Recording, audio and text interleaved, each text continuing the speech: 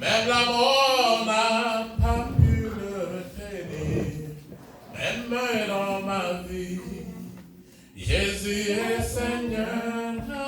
Même dans ma vie, Jésus est Seigneur. Même dans ma vie, même dans ma vie, Jésus est Seigneur. Même dans ma vie, Jésus est Seigneur. Alléluia. Aussitôt dit, aussitôt fait. Bikivugwa bigakorwa. C'est le thème d'aujourd'hui. Cyangwa se imvugo niyo ngiro niwo mutwe Aussitôt dit, aussitôt fait. bikivugwa bikorwe imvugo iri ngiro.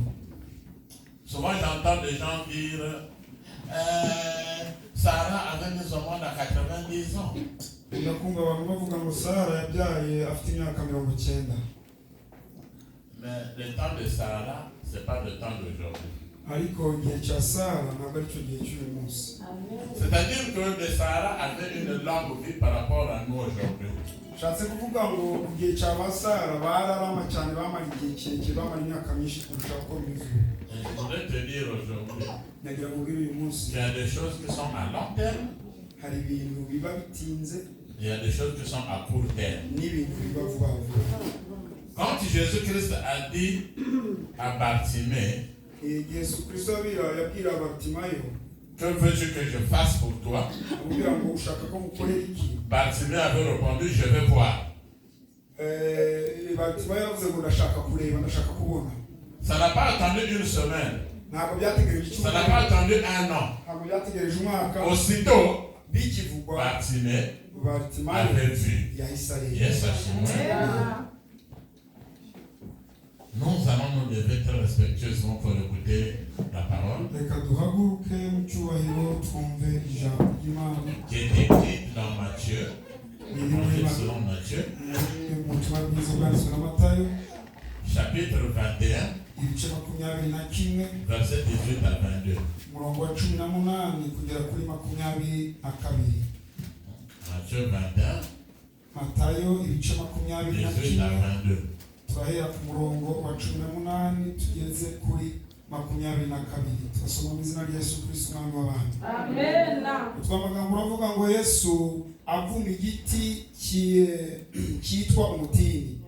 Bukeye bwaho mu gitondo kare asubira mu murwa arasonza. Abona umutini iruhande rw'inzira, arawegera asanga utariho imbuto kiretse ibibabi bisa. Arawubwira ati ntukere imbuto iteka ryose. Muri ako kanya uruma. Abigishwa babibonye baratangara bati mbega uhereye ko wuma muri ako kanya? Yesu arabasubiza ati ndababwira ukuri yuko mwagira kwizera mudashidikanya mutakora nk'iby'umutini gusa, ahubwo mwabwira n'uyu musozi muti shinguka utabwe mu nyanja byabaho. Tugeze kuri 22 mwambabara n'ubise nabi. Kandi ibyo muzasaba mwizeye, haleluya, muzabihabwa byose. Amen. Alléluia. Est-ce qu'on peut acclamer le Seigneur Jésus? Veuillez vous asseoir très respectueusement. Mwongere mwicare mu byubahiro byanyu. C'est Jésus-Christ Ni Yesu Kristo qui ne parle pas à toi, Apollinaire, ntabwo yabwira Apolineri wowe, qui ne parle pas à toi, Landry, ntabwo yabwira wowe Landry, mais qui parle à un arbre. ariko yakabwira igiti. Ils sont de passage. Il est de passage avec ses apôtres. Bariko barahita bagenda n'intumwa ze. C'était une semaine avant la crucifixion de Jésus-Christ. Donc avant sa crucifixion, avant qu'on le crucifie, qu'on le mette à la croix. Cyari cyumweru, haburi cyumweru ngo abambwe. Suivez-moi très bien. Mumurikire neza. Jésus Yesu est Dieu. Il est Dieu. ni Imana. Il eut faim. Arasonza. Maintenant, s'approche de l'arbre. hanyuma yegera igiti Il voulait avoir les fruits. ashaka kureba niba Il n'avait pas de fruits. ariko nta mbuto zaje. Jésus-Christ s'énerve Yesu Kristo araraka contre un arbre. arakarira igiti. Comment vous trouvez ça? Byo mu bitekerezo mute kurakarira igiti. C'est vrai qu'il avait faim. Même quand il était tenté par le diable pendant 40 jours et 40 nuits, n'igihe yagaragazwa na Satani amaze iminsi 40 n'amajoro 40. vous pourrez lire ça à la maison dans Matthieu chapitre 4, 1 à 11. Murashobora kubisoma muri Matayo ibice 4, 1 à 11. kugera kwa 11. La Bible déclare Bibiliya avuga qu'il avait résisté ko yatsinze cyane jusqu'à la fin. yabihagazemo neza paka. Et les anges sont venus le servir après dans ce combat-là. hanyuma abamarayika baraza baramutwara iyo ntambara y'iranga. Il n'était pas fâché. Ntabwo yarakaye. Non, il n'était pas fâché. Ntabwo yarakaye. Mais pourquoi s'énerver contre un arbre? Ariko rero kubera cyangwa aho yarakajwe n'igiti. Et ça chez moi. Amen.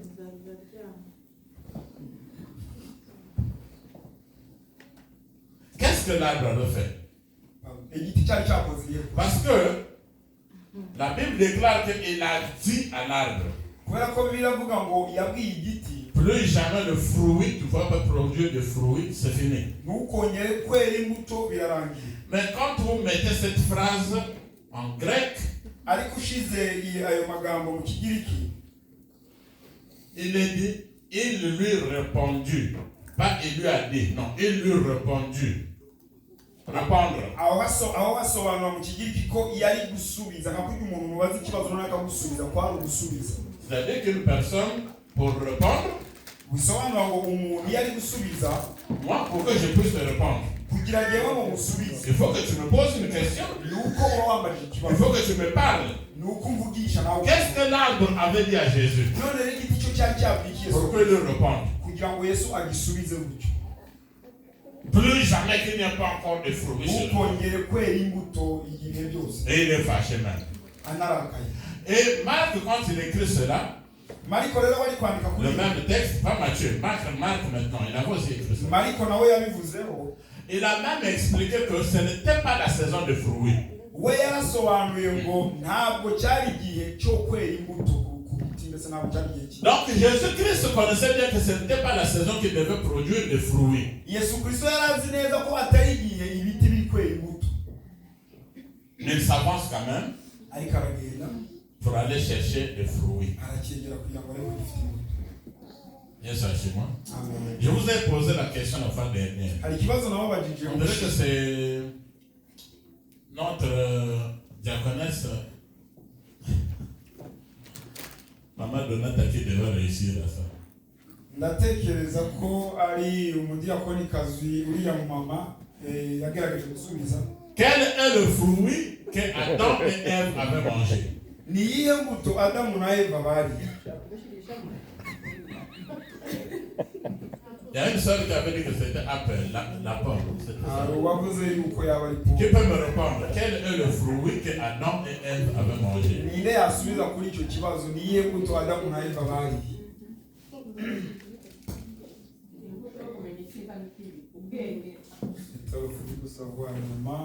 Ok. Est-ce que nous pouvons aller dans Genèse? Reka tugende mu itangiriro Le chapitre 3, verset 1 à 7.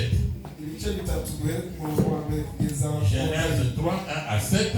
itangiriro ibice bitatu turahera ku murongo wa mbere tugeze ku wa karindwi. Kadusome mu izina rya Yesu Kristo umwami w'abantu. Umutwe w'amagambo uravuga ngo inzoka yosha Eva. Inzoka yarushaga uburiganya inyamaswa zo mu ishyamba zose Uwiteka Imana yaremye. Inzoka c'est le serpent. Oui. Ok, vas-y. Ibaza uwo mugore iti ni ukuri yuko Imana yaravuze iti ntimuzarye ku giti cyose cyo muri iyi ngobyi. Uwo mugore arayisubiza ati imbuto z'ibiti byo muri iyi ngobyi twemerewe kubirya keretse imbuto z'igiti kiri hagati y'ingobyi nizo Imana yatubwiye iti ntimukazirye ntimuzazikoreho mutazapfa. Iyo nzoka ibwira umugore iti gupfa ntimuzapfa kuko Imana izi yuko ku munsi mwaziriyeho amaso yanyu azahweza mugahindurwa nk'Imana mukamenya icyiza n'ikibi. Uwo mugore abonye yuko icyo giti gifite ibyo kurya byiza kandi ko ari ik'igikundiro kandi ko ari icyo kwifurizwa kumenyesha umuntu ubwenge, asoroma ku mbuto zacyo arazirya, ahaho n'umugabo we wari kumwe nawe arazirya. Amaso yabo bombi arahweza, bamenya yuko bambaye ubusa, badoda ibibabi by'ibitini biremeramo ibicoce. Amen. On nous parle d'Adam et Ève. Dans ce texte, on n'a jamais donné le nom du fruit. Selon ma télévision. On a dit seulement qu'ils avaient mangé un fruit. Où était le mari, Adam? Quand Ève parlait avec le serpent, Adam était où?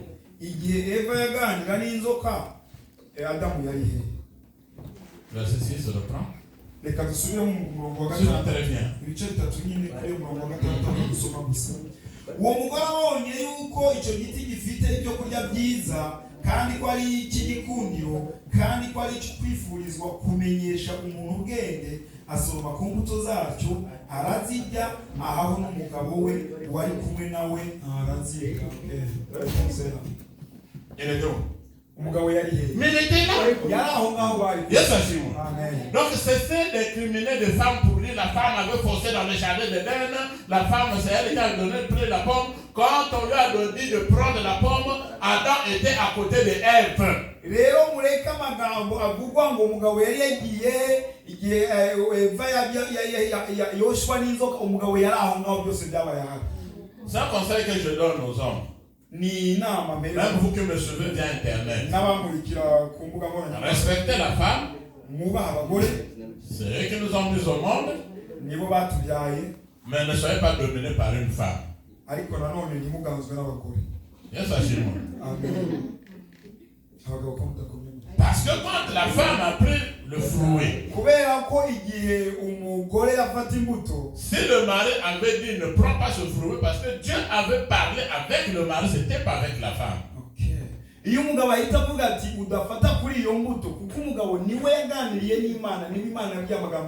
il a assisté. Il a regardé, il a suivi la communication jusqu'à ce que la femme est allée cueillir le fruit. Il était là. Il n'a pas parlé. Et la Bible déclare qu'il était à côté d'elle. Elle prend maintenant le fruit, donne au mari, le mari aussi en mange.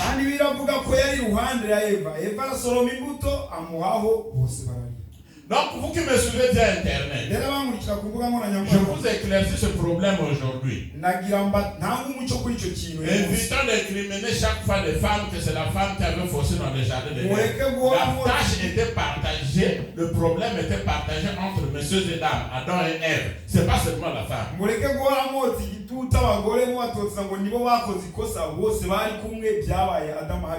Je pensais que les femmes devaient acclamer. Je pensais qu'on devait acclamer fortement. C'est pas pour décourager les hommes. Mais ce problème a tant de fois fait mal aux femmes. Le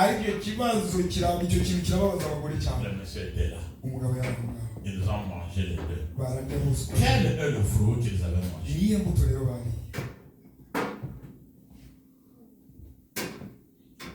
À un certain moment, leurs yeux se sont ouverts. L'arbre de la connaissance. Quelle connaissance? C'était juste pour voir qu'ils étaient nus. Or,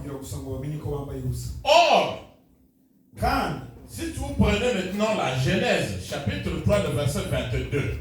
Genèse 3, verset 22. Là où j'étais, Genèse chapitre 3, verset 22.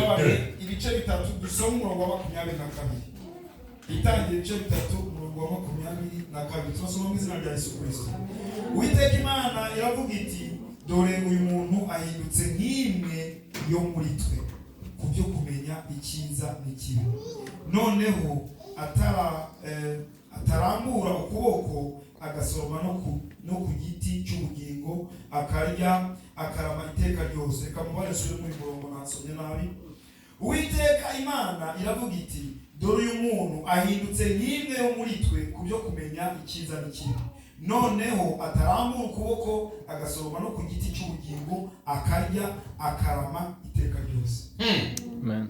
Vous voyez? Si eux, ils avaient mangé du fruit du deuxième arbre, donc l'arbre de vie, on ne devait plus mourir. Maintenant Dieu a regardé, il faut qu'on chasse ces gens-là du jardin d'Éden. Si on ne les chasse pas, comme ils ont déjà mangé l'arbre de la connaissance, ils peuvent manger aussi l'arbre de vie, et puis l'homme ne va plus mourir. Regardez les dieux ce qu'ils ont fait. Ils mangent l'arbre de la connaissance, juste pour voir qu'ils étaient nus. Pendant qu'ils devaient nous aider, nous autres qui devaient venir, manger l'arbre de vie, et Dieu devait être cloué, on ne devait pas mourir.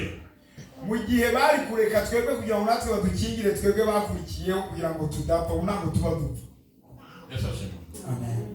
Ils ont pris des feuilles. Ils se sont couverts. C'était le feuille de quel arbre? Tu as vu? Jésus-Christ avait maudit quel arbre? Le figuier. Ils se sont couverts de feuilles de quel arbre? Le figuier. C'est écrit là. Vous avez oublié. Ça veut dire que le fruit qu'ils avaient mangé n'était pas la pomme, hein? Mais c'était la figue. La figue, le fruit du figuier.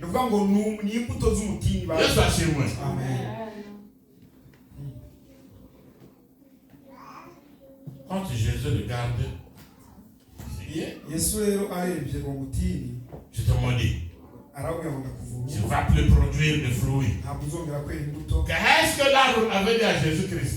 Le premier Adam, il avait forcé parce qu'il avait mangé ce fruit. Il s'est couvert de feuilles. Dieu les a fait des habits.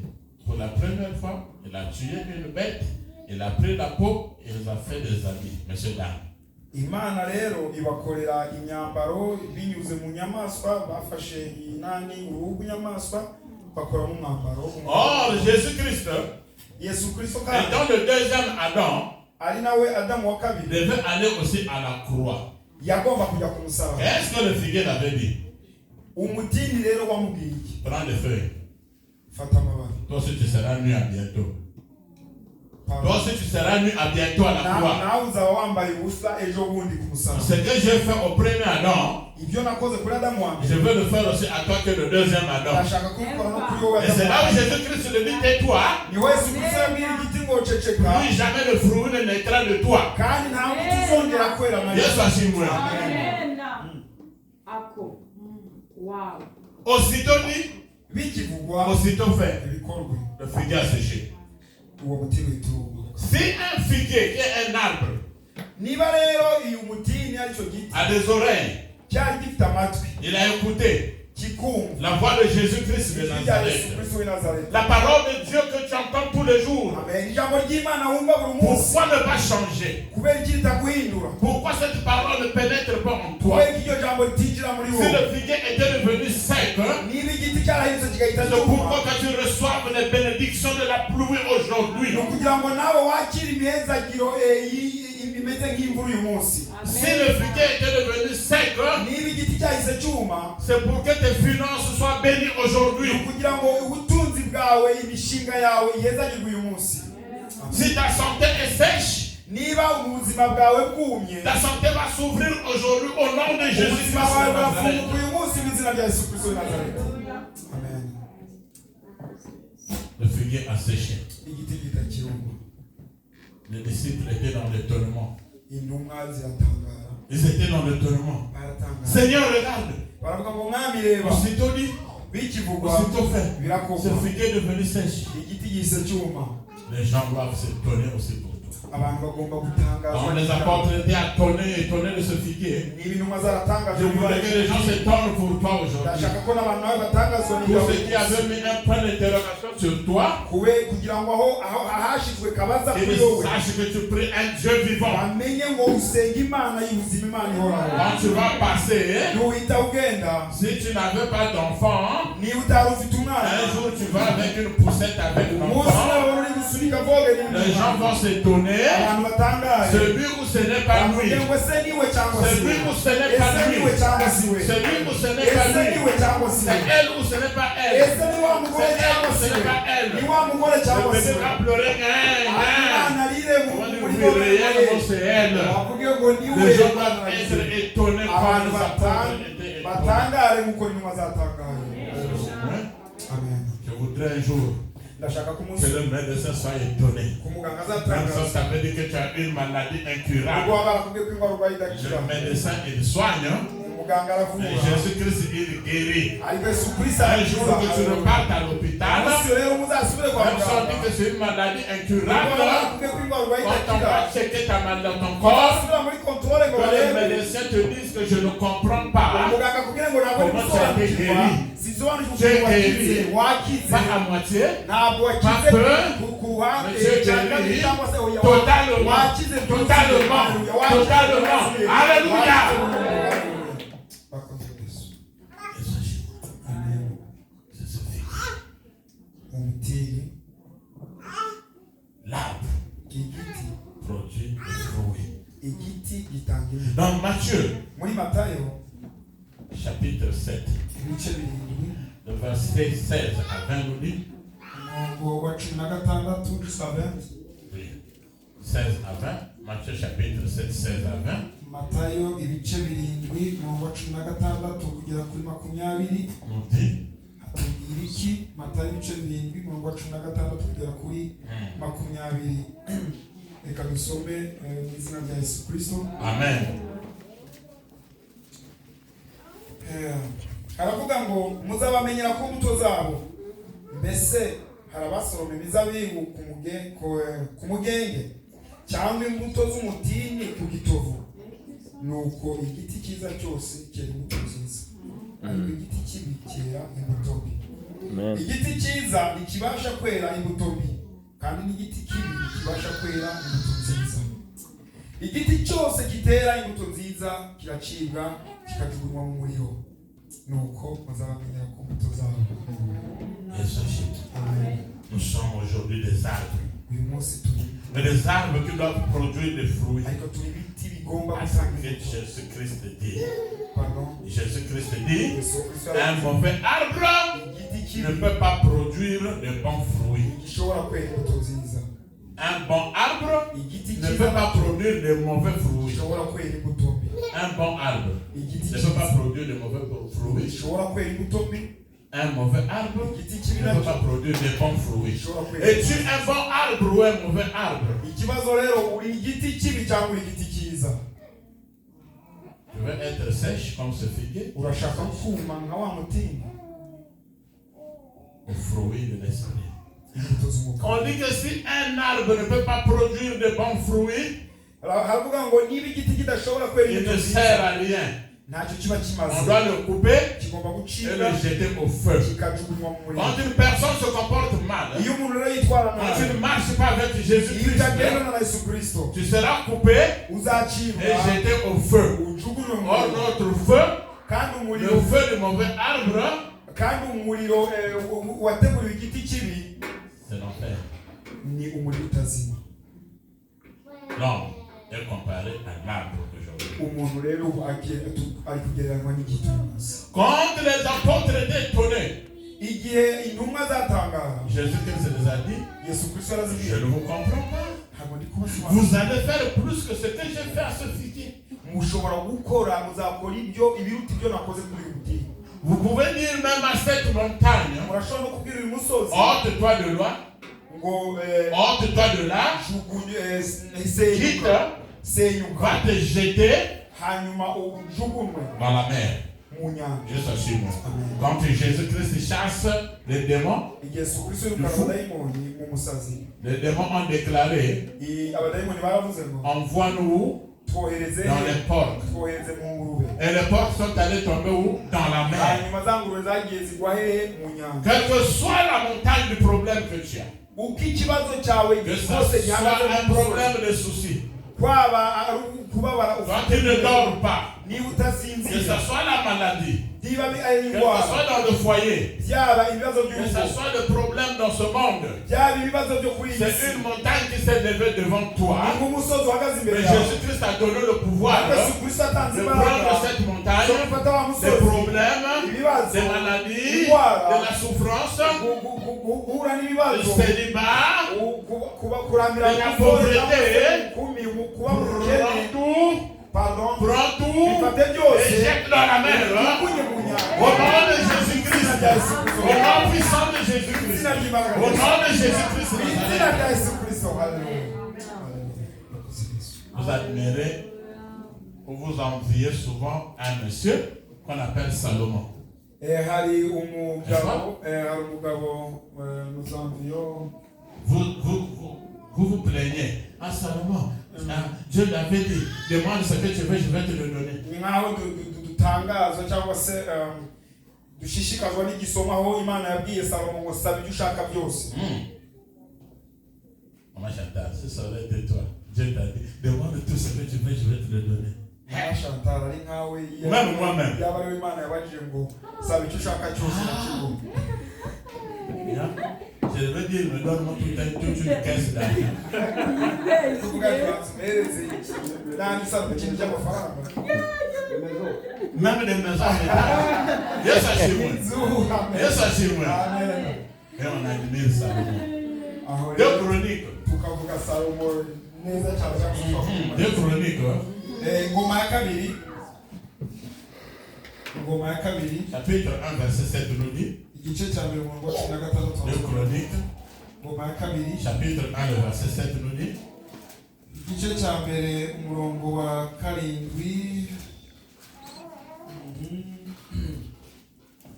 Deux Chroniques, Chapitre 1, le verset 7. reka dusome mu izina rya Yesu Kristo. Amen.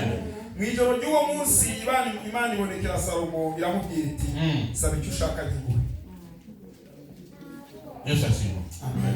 Maintenant, le Matthieu là que nous sommes en train de lire. Muri Matayo nanone aho twari turasoma Le chapitre 21, ibice 21 le verset 22 nous dit quoi? umurongo wa 22. Le verset 22 nous dit. Matayo ibice 21 umurongo wa 22. Matayo 21 turasoma. Matthieu 21, verset 22 nous dit. Igice 21 umurongo wa 22 atubwira gute? Ok. Turasoma mu izina rya Yesu Kristo. Amen. Kandi ibyo muzasaba mwizeye muzabihabwa byose. Dieu s'assure. Haleluya. Parce qu'il dit à Salomon, demande tout ce que tu veux, Saba icyo ushaka je te le donnerai. ndakiguhe. Maintenant, notre Seigneur Jésus-Christ, Rero umwami wacu il descend, aramanutse. c'est notre grand frère, Ni mukuru il wacu. te dit tout ce que tu demanderas Arakubwira ngo icyo uzasaba avec cyose foi n'ukwizera dans la prière. mu masengesho. Vous voyez que vous l'avez déjà reçu. Nizere ko mwamaze À Salomon, on a dit tout. kuri Salomo yabwiwe ngo À toi byose aussi, on a dit tout. nawe kandi Pourquoi ubwoko bien byose. Salomon? Kubera icyo wumva ko ugomba gushimagiza Salomo. Donc, tu peux demander aujourd'hui Ni ukuvuga ngo nawe ushobora gusaba l'argent, amafaranga. la longévité, c'est-à-dire que tu l'as vu pendant longtemps. kuba igihe kirekire. Tu peux demander à Jésus-Christ ushobora gusaba Yesu la bonne Kristo santé amagara meza, spirituelle, uburyo bw'umwuka, physique, uburyo matériel, uburyo des bw'ubutunzi, voitures, amamodoka, des maisons, amazu, le travail, akazi, le voyage, gufata ingendo, des enfants, abana, tout ce que tu vas demander. ibyo uzasaba Tout ce byose, que tu vas demander. ibyo uzasaba Tout ce que byose, tu vas demander. ibyo Tu uzasaba le byose. recevras. Alléluia. Donc si tu ne le reçois pas, ce n'est pas la faute de Jésus-Christ. Niba Ah, niba rero utabihawe ntabwo ari ikosa rya Yesu Kristo, ni ikosa ryawe. Donc à partir d'aujourd'hui, Rero kuva uyu munsi, quand j'ai relu cette phrase-là, Pardon? Quand j'ai relu ce paragraphe, ce verset, j'ai commencé à dire à Jésus-Christ, aussitôt fait, donne-moi ça. Et il va me le donner. Celui qui a dit, il n'est pas un homme pour nous mentir, mais un fils de l'homme pour se repentir. Quand il a jeté, il a donné, c'est à toi de récupérer la phrase de Jésus. On dit là-bas que je récupère ça. Et sachez, tout ce que vous avez demandé, l'arbre produisait des fruits. Vous savez, j'ai parcouru la Bible par la grâce de Dieu de la Genèse à l'Apocalypse 19 fois. De la Genèse à l'Apocalypse 19 fois. Unagaragaje gusoma Bibiliya uko ushoboye inshuro 19 kuva mu itangiriro kugera ku byahishwe Yohana ndetse kuva itangiriro kugera ku Mais je n'ai jamais vu là où on a écrit la pomme. Ariko nta nigeze mbona handitse ko bariye pome. Mais par contre, 44 versets bibliques parlent du figuier. Imirongo 44 muri Bibiliya ivuga ku mutini. L'erreur s'est passée où? Vers le 4e siècle,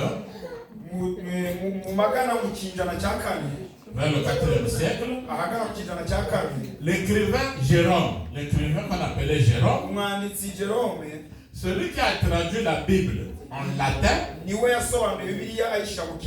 la Bible, l'Ancien Testament a été écrit en hébreu, un peu en araméen. L'Ancien Testament en hébreu, un peu en araméen. Mais lui, il vient maintenant prendre.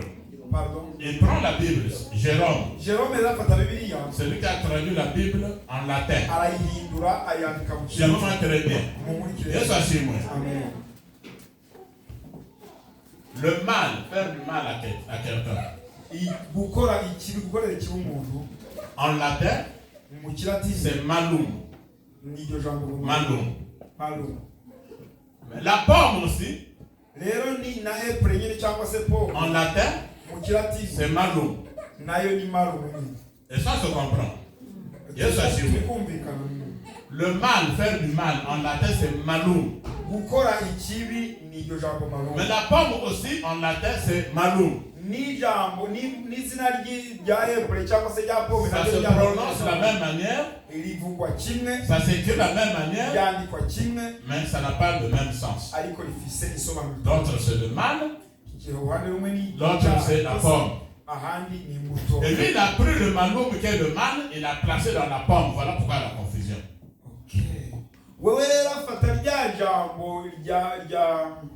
Il a pris le mal qui est malum.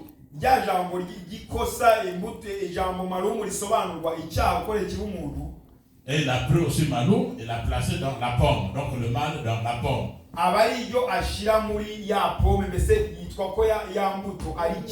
Et ça chez moi. Et ça chez moi. Là n'est pas le problème. Pardon? Là n'est pas le problème. Nous voulons que nous soyons de bons fruits. Galates chapitre 5. Le verset 22 nous dit ceci.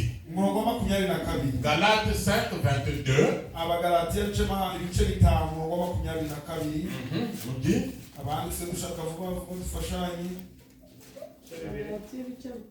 Galates 5, 22.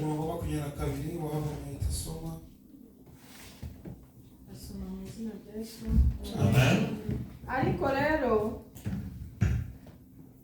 Ariko rero imbuto z'umwuka ndasubiramo.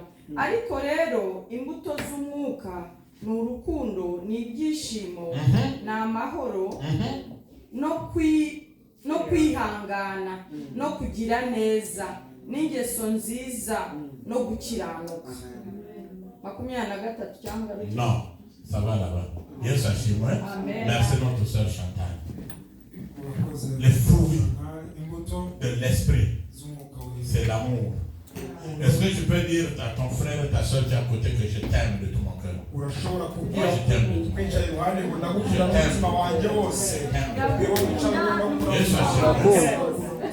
Ce sont là les fruits de l'esprit. Je t'aime de tout mon iyo cœur. niyo mbuto Yes. imbuto z'umwuka wera. Là où vous êtes tous, je vous aime de tout mon cœur. namwe muri mwese ndabakunda n'umutima wanjye Yesu ashimwe. amen C'est ça les fruits de l'amour, les fruits de l'esprit. nizo rero mbuto z'umwuka L'amour, wera. urukundo la joie. ibyishimo Recevez la joie au nom de Jésus-Christ. Si vous n'êtes pas dans la joie, niba mudafite il y a ibyishimo des gens qui ne font que pleurer. hari abantu bahora bari Ils kurira retrouvent un peu la joie quand ils voient une personne. Et ça, c'est moi, quand ils voient, je suis dans la maison. agira ibyishimo gake gusa nk'umuntu avuye ngo ese ashimwe nabwo nyine bidahagije yagera mu rugo akongera agafunga isura Mais je te communique la joie aujourd'hui au nom ariko de ndagutangariza Jésus-Christ. ibyishimo uyu munsi mu izina rya Yesu Kristo. Reçois la paix au nom de akira amahoro mu izina Jésus-Christ. rya Yesu Kristo. Les fruits de l'esprit aussi, c'est la patience, imbuto z'umwuka wera kandi ni ukwihangana la tolérance. kubabarira. Vous savez qu'il y a des gens qui ne sont pas patients. murabizi ko abantu badashoboye kwihangana La douceur. kwitonda. Le papa que vous voyez devant vous là, uyu mupapa mureba imbere yanyu un homme ne me pointez pas de doigt comme ça. Ceux qui me regardent, qui sont de mon pays, connaissent ou de ma famille. nta Me muntu pointez comme ça. nta muntu yapfa kuntunga urutoki abandeba n'abandeba kuri social media b'iwacu barabizi. On ne va pas faire 5 minutes. Non, non, non, non, non, on va se frapper. ntabwo byasaba C'est ça ma iminota solution. itanu nahita mbirangiza. Yes, assure-moi. Mais quand Jésus-Christ est passé dans ma vie, ariko Yesu Kristo igihe yashika mu lui qui buzima est le bwawe, prince de paix, ari nawe mwami lui qui w'amahoro, aime la douceur, hein, ari we akunda guca bugufi. tu es contraint de te rabaisser. nagomba guca bugufi Même si quelqu'un t'a insulté, nubwo umuntu yaba yagututse quand je vois la personne, hein, iyo urareba wa muntu je dis j'ai pitié de toi. ukavuga ngo ndakubwira Parce que Jésus-Christ hein, ko Yesu a déjà enlevé ce qui était en moi. Hein, yarakuye ibyari muri jyewe et qui faisait que je ne résiste pas, que tu m'insultes ou que je te byatuma pointe. ntashobora kwihangana ko wanduka kugende gutyo Yesu yabikuyemo. Recevez la douceur au nom de Jésus-Christ. akira rero kwitonda. Yes, assure-moi. Vous savez que le fruit, mwari muzi ko imbuto qu'on appelle la figue, ariyo y'umutini ça guérit. irakiza. Yes, assure-moi. Amen. 2 Rois, abami ba kabiri chapitre 20, ibice 20 versets 5 à 7. 2 pardon. Rois, chapitre 20, 5 à 7. abami ba kabiri 2 Rois, chapitre 20, versets 5 à 7. abami ba kabiri ibice 20 umurongo wa 5 kugera ku wa 7. Yes, assure-moi. abami ba kabiri ibice 20 umurongo wa 5 kugera ku wa 7. 2 Rois, chapitre 20, versets 5 à 7. ibice On dirait que 20 notre frère Abel a vu ça. C'est bon? soma mbere ngo 2 Rois, chapitre 20, versets 5 à abami 7. ba kabiri ibice 20 ku murongo wa 5 kugera ku wa 7. Je peux dire qu'il n'a pas vu ça. Amen.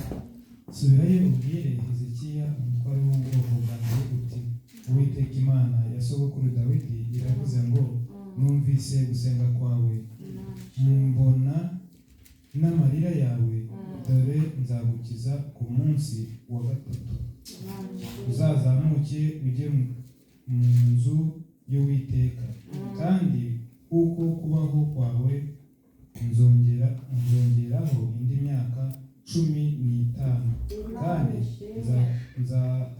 kandi nzagukizanya n'uyu murwa mbakize umwami wa Ashuri uzawurinda ubwanjye no kubw'umugaragu wanjye Dawidi. Amen. Yes, assure-moi. C'est pas une plante. ntabwo ari igitugu. Ézéchias était malade. Hezekiya yararwaye. 2 Rois, chapitre 5, versets 5 à 7. oya 2 ntabwo Rois, chapitre 20, versets 5 à 7. 2 Rois, chapitre 20, versets 5 à 7. Yesaya arongera aravuga ati nimuzane Voilà. umubumbe w'imbuto z'umutini barawuzana bawushyira ku kirashi yari arwaye aherako arakira. Est-ce qu'on part la main de Seigneur? Tu peux prendre l'Apocalypse. Apocalypse 22. Reka dusome ibyahishwe Verset Yohana 2, ibice à la fin de la makumyabiri na Bible. kabiri umurongo wa kabiri. Apocalypse 22, verset 2. Amen. Ibyahishwe Yohana ku rupapuro rwa nyuma ibice makumyabiri na kabiri umurongo wa kabiri. Reka dusome mu izina rya Yesu Kristo. Amen. Rute makumyabiri Apocalypse 22, verset 2. umurongo wa makumyabiri na kabiri ku murongo wa kabiri. yego Rutembera mu nzira nyabagendwa hagati cyane hakurya no hakuno y'urwo ruzi hariho igiti cy'ubugingo cyera imbuto z'uburyo 12 cyera imbuto z'uburyo bumwe bumwe ukwezi gutashye ibibabi byacyo byari ibyo gukiza amahanga. Imana ishimwe. Vous allez lire aussi dans Ézéchiel 47, verset 12 à la maison. Kandi muze gusoma mu rugo Ezekiel Ézéchiel 42, le verset 12. ibice 42 C'est la même chose. naho havuga ibyo nyine. Donc même l'arbre, Icyo giti dans l'arbre, muri icyo il giti y a la guérison. harimo gukira. Yes, assure-moi. Amen. Il y a des gens qui souffrent de maladies parfois, des médicaments, on te dit prends l'arbre là, bouillis ça, les écorces, les feuilles, tu bouillis, tu es guéri. Hari umuntu J'ai agenda l'expérience. agafata imiti yo kwa muganga akanywa bikanga undi akaza akubwira ati fata kwa kiriya giti ubwire gutyo uteke umwe kandi ugakira. Ndafite ubuhamya kuri ibi. Yes, assure-moi. Amen. Yes, assure-moi. Amen. Soyez des bons arbres qui produisent de bons fruits. Mubero ibiti byiza byera imbuto nziza. Jésus-Christ Yesu Kristo a fait la remarque yara à l'église de Sardes. hari icyo yabonye ku itorero C'est Jean qui a écrit cela. Sardes. Apocalypse, mu byashuwe chapitre 3, ibice bitatu le verset 1 nous dit. umurongo wa mbere ibice bitatu umurongo wa mbere byashuwe Apocalypse 3, le verset 1. byashuwe ibice bitatu umurongo wa mbere turasoma mu izina rya Yesu Kristo. Amen. Wandikire marayika w'itorero ry'Isarudi uti ufite imyuka irindwi y'Imana n'inyenyeri indwi aravuga aya magambo ati nzi imirimo yawe nuko ufite izina ry'uko uriho nyamara ukaba uri dumwe. Amen. C'est la mort. Urupfu.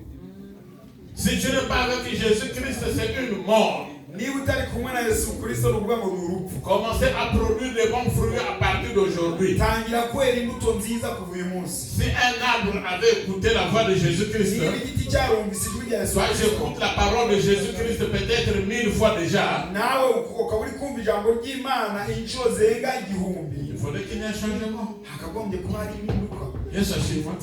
Il faudrait qu'il y ait un changement. Hagombye kuba hari impinduka. Pour terminer, Mu gusoza le psaume 1, Zaburi ya mbere de 1 à 3 nous dit duhere ku murongo wa mbere il y a kugera ku wa peut-être gatatu. être comme des arbres qui produisent des fruits. Zaburi ya Psaume 1 de 1 à 3. Zaburi ya mbere ku murongo wa mbere kugera ku murongo wa gatatu. Psaume 1 de 1 à 3. Zaburi ya mbere igice cya mbere umurongo wa gatatu. Amen. Hahirwa umuntu udakurikiza imigambi yawe, ntahagarare mu nzira y'abanyabyaha, ntiyicarane n'abakobanyi, ahubwo amategeko y'Uwiteka niyo yishimira, kandi amategeko niyo yibwira ku manywa na nijoro. Uwo azabonwa n'igiti cyatewe hafi y'umugezi, cyera imbuto zacyo igihe cyacyo, ibibabi byacyo ntibyuma.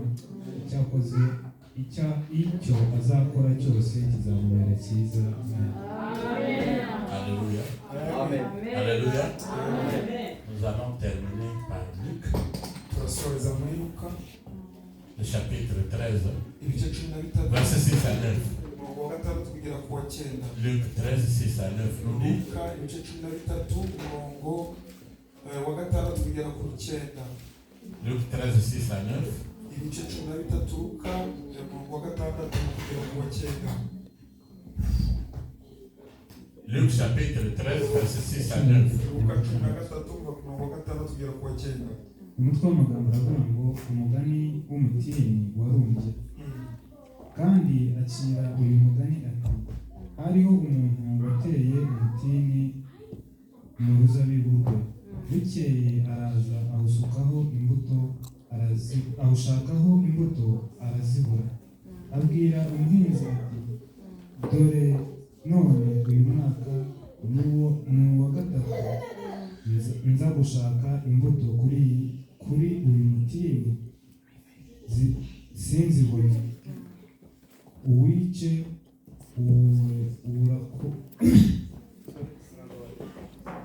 uwuce urakomeza ukanyunyuriza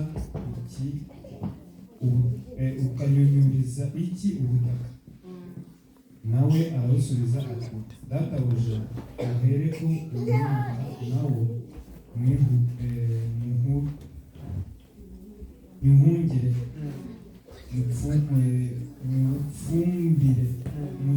mufumbire, hari nyuma wakwera imbuto, icyokora nutera uzawuce. C'est ça. Yes, c'est la parabole de Jésus-Christ. Il parle du propriétaire de figuier.